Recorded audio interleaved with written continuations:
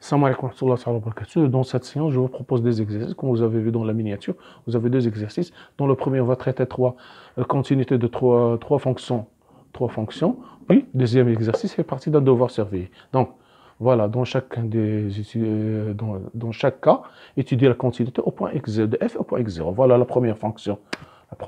Voilà. Vous avez f de x, x3 moins 8 sur racine de x carré plus 5 moins 3. Pour x différent de 2, f de 2 égale 18. D'accord. On sait parfaitement que limite quand x tend vers f est continue x0, c'est limite f de x égale f de x0. Limite quand f de x0, voilà. Donc limite quand x0, f de x égale f de x0, on dit que f est continue x0. Voilà. Maintenant, on va calculer cette limite. Voilà, vous avez limite quand x tend vers 3. De x carré de f de x égale égale quand x tend vers 2 de x3 moins 8 sur racine de x carré plus 5 moins 3. Je vois très bien ici, si je remplace, j'aurai ici 8 moins 8, 0. Ici 3 moins 3, ça fait 0. Donc, forme indéterminée. Je vais multiplier par l'expression conjuguée de dénominateur. Donc, j'aurai limite quand x tend vers 2 de x3 moins 8 fois racine d'x carré moins plus 5 moins 3, plus 3.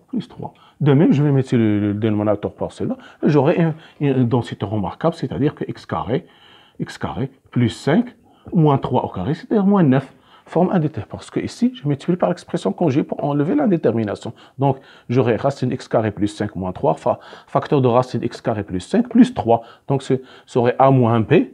A moins b, facteur de a plus b. C'est une densité remarquable. A au carré moins b au carré. C'est ce que j'ai appliqué ici. Donc, pour ne pas perdre de temps, donc j'aurai ici limite quand x tend vers 2. Voilà. 2 x3 moins 8, facteur de racine x carré plus 5 x carré plus 5 plus 3. Voilà. Ici, j'aurai x carré moins 4. Donc, j'ai deux identités. Donc, j'aurai limite quand x tend vers 2, de x moins 2, facteur de x carré, plus 2x, plus 4, facteur de racine de x carré, plus 5, plus 3, sur x moins 2, facteur de x plus 2. Ici, j'ai l'identité a occupe moins b occupe, x3 moins 8, c'est x3 moins 2 à la puissance 3, c'est-à-dire x moins 2, facteur de x carré, plus 2x, plus 4.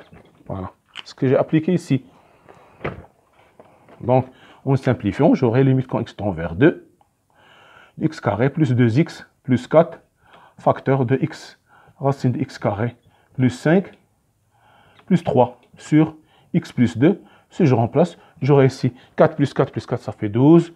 12, ici 6 fois 6 sur 4, x carré plus 2, c'est-à-dire sur 4, qui est égal à 3 fois 6, 2 sur 4, ça fait 3 fois 6, qui est égal à 18. D'accord. Donc j'aurai limite quand x tend vers 2 de f de x égale f de 2. F de 2 ici égale 18 égale f de 2. Par conséquent,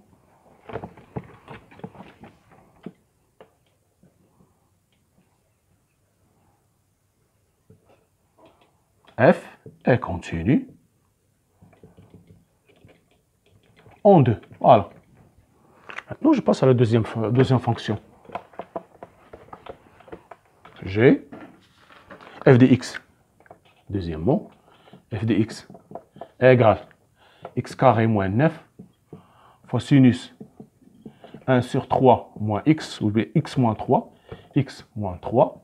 Pour x, c'est x différent de 3. Et f de 3 égale 0. x0 égale 3. Voilà. On va étudier la continuité en x0 égale 3. D'accord. Donc, on sait parfaitement que soit t appartient à R, sinus de t, valeur absolue de sinus de t inférieur ou égal à 1. C'est-à-dire, sinus de t compris entre moins 1 et 1, on l'écrit, donc c'est sinus de t inférieur ou égal à 1. Ici, quel que soit x appartient à R, moins le singleton 3, j'aurai sinus, valeur absolue de sinus de 1 sur x moins 3, voilà, inférieur ou égal à 1. Inférieur ou égal à 1. Donc, j'aurai f de x, valeur absolue de f de x, égale valeur absolue de x carré moins 9 fois sinus de 1 sur x moins 3. Voilà. Voilà. Donc, la valeur absolue de a fois b égale valeur absolue de a fois valeur absolue de b. Propriété de valeur absolue. X au carré moins 9 fois valeur absolue de sinus de 1 sur 3 moins x. Voilà. Donc, ceci est inférieur ou égal à x carré moins 9. On a vu que c'est inférieur ou égal à 1 fois 1. Donc, on aura f de x, valeur absolue de f de x, voilà, inférieur ou égal à valeur absolue de x carré moins 9. Et quel que soit x, appartient à R moins le singleton 3. Voilà. Et limite, quand x tend vers 3, de valeur absolue de x au carré moins 9, égale quoi? X carré moins 9 égale 0. On remplace ça égale 0. Donc, ceci implique, ceci implique ici que limite quand x tend vers 0 de valeur absolue de x tend vers 3 de f de x égale 0. Voilà. Donc, c'est f de x.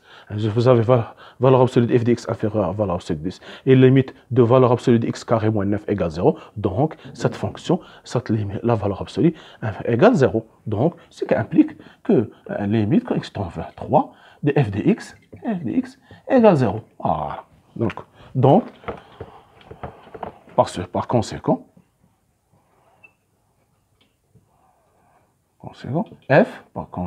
f continue en 3. En 3, voilà. D'accord.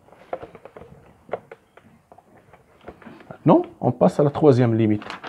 Limite, vous avez f de x égale 1 moins tangente x au carré sur 1 plus cosinus 4x.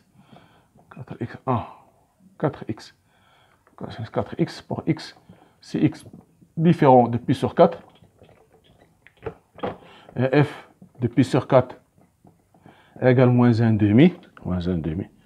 x0 moins 1 demi. Voilà. x0 égale pi sur 4. Voilà. Donc, voilà. D'accord. Donc, on va commencer. Donc, qu'est-ce que nous avons? Nous avons f de x, on sait parfaitement. On va utiliser des formules trigonométriques. Donc, on sait parfaitement que, quel que soit x appartient, quel que soit t ou bien alpha, quel que soit alpha appartient à R, nous avons cosinus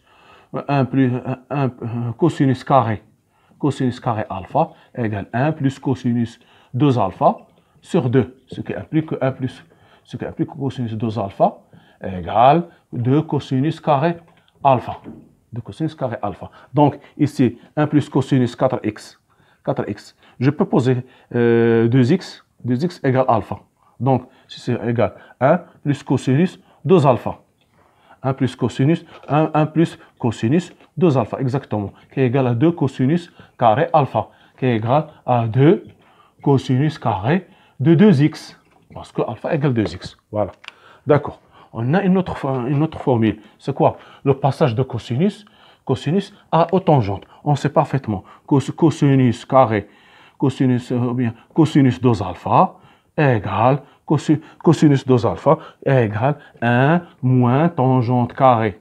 1 moins tangente carré alpha sur 1 plus tangente carré alpha. Et sinus 2 alpha égale 2 tangente alpha sur 1 plus tangente carré alpha. Mais nous avons besoin que de cosinus. Donc, nous avons cosinus 2 alpha égale 1 moins tangente carré alpha sur 1 plus tangente carré alpha. Alors, limite, quand x tend vers pi sur 4 de f de x égale limite, quand x tend vers pi sur 4, je vais remplacer, donc j'aurai 1 moins tangente x, le taux au carré, sur 2 fois cosinus fois 2 cosinus carré de 2x, qui est égal à 1 moins tangente x au carré sur 2 multiplié par 1 sur 1 moins tangente carré x sur 1 plus tangente carré x. 1 plus tangente carré x. Voilà. Donc, ceci va donner. Donc, limite limite quand x tend vers pi sur 4, de pi sur 4, de 1 moins tangente carré x, tangente x, le taux au carré, sur 2, fois au carré, ici au carré. Donc, fois, voilà, fois 1 plus tangente, je vais mettre par l'inverse, tangente carré x, sur 1 moins tangente carré x, au carré. Voilà. D'accord. C'est un peu de trigonométrie. Limite quand x tend vers pi sur 4, de 1 moins tangente carré x au carré, sur 2, multiplié par 1 plus tangente carré x au carré, sur, ici j'aurai 1 moins tangente, identité remarquable, fois 1 plus tangente x, voilà, au carré. D'accord. Donc ça va donner, limite quand x tend vers 4, pi sur 4, de 1 moins tangente x au carré, sur 2, fois 1 plus tangente carré x au carré, sur 1 moins tangente x au carré, fois 1 plus tangente x de taux au carré. D'accord. Donc, ça va donner égal limite quand x tend vers pi sur 4, je vais simplifier celle-là avec celle-là. Il me reste seulement 1 demi fois 1 plus tangente carré x au carré sur 1 plus tangente x au carré. Voilà. Au carré. Tangente, en remplaçant, j'aurai tangente. J'aurai ici 1, tangente 1 demi. Ici, j'aurai 1 plus 1 au carré. Parce que tangente pi sur 4, c'est 1. Sur 1 plus 1 au carré. Ici, 1 au carré, c'est la même chose sur 1. Ce j'aurai qui est égal à 1 demi, différent de f de pi sur 4 qui est égal à f de pi sur 4 qui est égal à moins 1 demi. Moi, j'ai trouvé 1 demi, ici, moins 1 demi. Donc, par suite, f n'est pas continu en pi sur 4. Voilà l'exercice 1. Maintenant, on passe à l'exercice 2. Vous avez f de x, on considère la fonction définie f de x égale racine de 3 plus cosinus x moins 2 sur x carré. C'est x différent de 0. X différent de 0. Voilà. X différent de 0. Et f de 0 égale moins 1, moins 8e. Moins 1 8e. Montre que f est continu en 0. Donc, montrons que f est continu en 0. Continu en 0. Voilà. Donc, limite quand x tend vers 0 de f de x égale limite quand x tend vers 0 de... Ici, je remplace, j'aurai cosinus, ici, cosinus 0, c'est 1 plus 3, ça fait 4, 4, 2 moins 2, ça fait 0. Donc, 0 sur 0, forme déterminée. Donc, c'est 3 plus racine de 3 plus cosinus x, racine plus cosinus x moins 2 sur x au carré, qui est égal. Limite quand x tend vers 0, je vais multiplier par l'expression conjurée. J'aurai 3 moins plus cosinus x, moins 4 sur x carré, facteur de 3, racine de 3 plus cosinus x plus 2. Voilà. Donc, si ça va donner limite quand x tend vers 0, de cosinus x moins 1 sur x carré, facteur de 3, de racine de 3 plus cosinus x plus 2. On sait parfaitement, nous, qu'est-ce qu'on sait? Limite quand x tend vers 0, de 1 moins cosinus x sur x au carré égale 1 demi. Donc, je vais faire limite quand x tend vers 0, de moins facteur de 1 moins cosinus x sur x carré, multiplié par 1 sur racine de 3 plus cosinus x plus 2. Ceci va donner moins 1 demi, fois ici combien? Fois 1 quart. Qui est égal à moins 1 huitième. Voilà. Donc,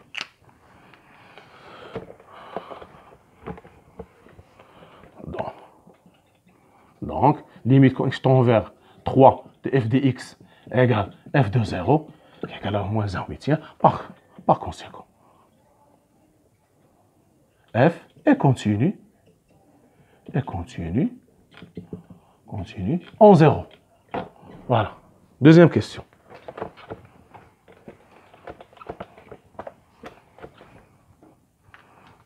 Deuxièmement, montrons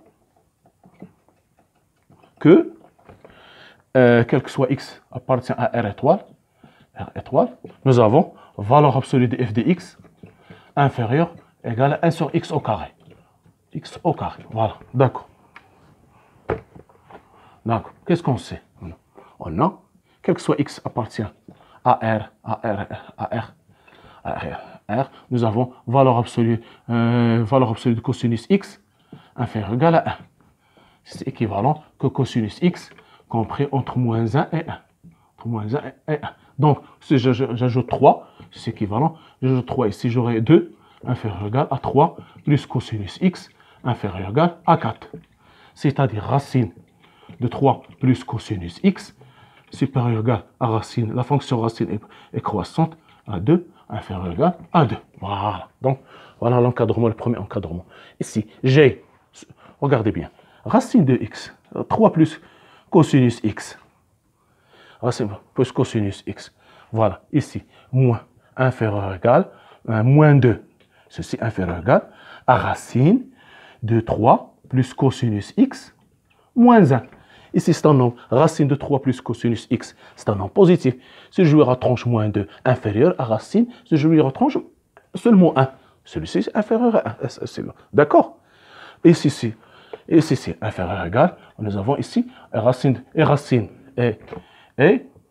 racine de 3 plus cosinus x inférieur égal à 2. Donc, ceci est inférieur égal à 2 moins 1, c'est-à-dire que racine de 3 moins cosinus x moins 2 inférieur égal à 1. Voilà, on a trouvé la première. Voilà, on va l'écrire ici. Donc, nous avons racine de 3 plus cosinus x moins 2 inférieur égal à 1. Voilà. Donc, par la deuxième, j'ai, voilà la première relation. J'ai encore racine de 3 plus cosinus x, d'après l'encadrement que nous avons fait, supérieur égal à racine de 2. D'accord. Ceci implique que racine de 2 moins 2 inférieur égal à racine de 3 plus cosinus x moins 2. Et ceci, racine de 2 moins 2, c'est-à-dire ça fait moins 0,4. 1,4 moins 2, ça fait moins 0,6. C'est-à-dire ceci supérieur égal à moins 1. Racine de 2 moins 2, supérieur égal à moins 1, supérieur égal à racine de 3 plus cosinus x moins 2. Voilà. Donc, voilà la deuxième relation. Et donc, je vais le noter ici. Donc, racine de 3 plus cosinus x moins 2 supérieur égal à moins 1. Donc, de 1 et 2, voilà. De 1 et 2, on en déduit que racine de 3 plus cosinus x moins 2 supérieur égal à moins 1 inférieur égal à 1. C'est-à-dire que valeur absolue de racine de 3 plus cosinus x moins 2 inférieur égal à 1. Si je multiplie par x appartient à R étoile, si je multiplie par x, 1 sur x carré, donc ceci va donner voilà, racine de 3 plus cosinus x moins 2 sur x au carré, inférieur égal à 1 sur x au carré. Parce que 1 sur x carré, c'est strictement positif. Voilà. Donc ceci c'est équivalent que valeur absolue, je peux le faire entrer dans la valeur absolue, racine de 3 plus cosinus x moins 2 sur x au carré, inférieur égal à 1 sur x au carré. C'est-à-dire, quel que soit x appartient à R étoile, si valeur absolue de f de x inférieure égale 1 sur x au carré. D'accord, voilà, on a trouvé la relation. Maintenant, on vous demande, troisième question, de calculer les limites. Les limites en plus l'infini moins l'infini. Donc, troisièmement, limite en plus l'infini moins l'infini. On a quel que soit x appartient à R étoile, valeur absolue de f de x inférieure égale à 1 sur x au carré. D'accord. Et limite en plus l'infini de 1 sur x au carré égale 0. Ce qui implique que limite en plus l'infini de f de x égale 0. Le même pour les valeurs, on a les valeurs f de x inférieur ou égal à 1 sur x au carré, et limite quand moins l'infini de f de 1 sur x au carré, 1 sur x au carré égale 0, ceci implique que limite moins l'infini de f de x égale 0. Voilà. D'accord, voilà. Donc, les limites en plus l'infini moins l'infini égale 0, grâce à cet encadrement qu'on a montré dans la question 2. Voilà. Je vous rappelle, si vous avez f de x inférieur à g de x, et limite quand x tend vers, par exemple, x, a de g de x, g de x, ou bien g de, valeur absolue de g de x inférieur égale L, donc limite en plus l'infini, ou bien quand x tend vers A, donc quand tend vers A, de f de valeur absolue de f de x égale L. Si ça tend vers L, donc valeur absolue, donc cette fonction tend vers L. C'est-à-dire, vous avez ici, vous avez la même limite. C'est-à-dire que ça, je peux le, par exemple, je veux le mettre encore mieux. Vous savez, f de x compris entre h de x et g de x. Ici, nous avons h et g, c'est la même chose, avec g de x. Voilà. Et vous avez limite quand x tend vers a de h de x égale limite quand x tend vers a de g de x égale L. Alors, ceci implique que limite quand x tend vers a de f de x égale L. Voilà. Nous avons ici, j'aurai ici g de x, j'aurai 1 sur x au carré, et h de x, j'aurai moins 1 sur x au carré. Les deux tend vers 0. Donc, j'ai cet encadrement, celle-là tend vers 0, et celle-là tend vers 0. Alors, la fonction qui est au milieu tend vers 0. Ou bien ils tendent vers la même limite L. L ici, dans notre cas, égale 0. Merci de votre attention. À la prochaine vidéo, Inch'Allah. Merci.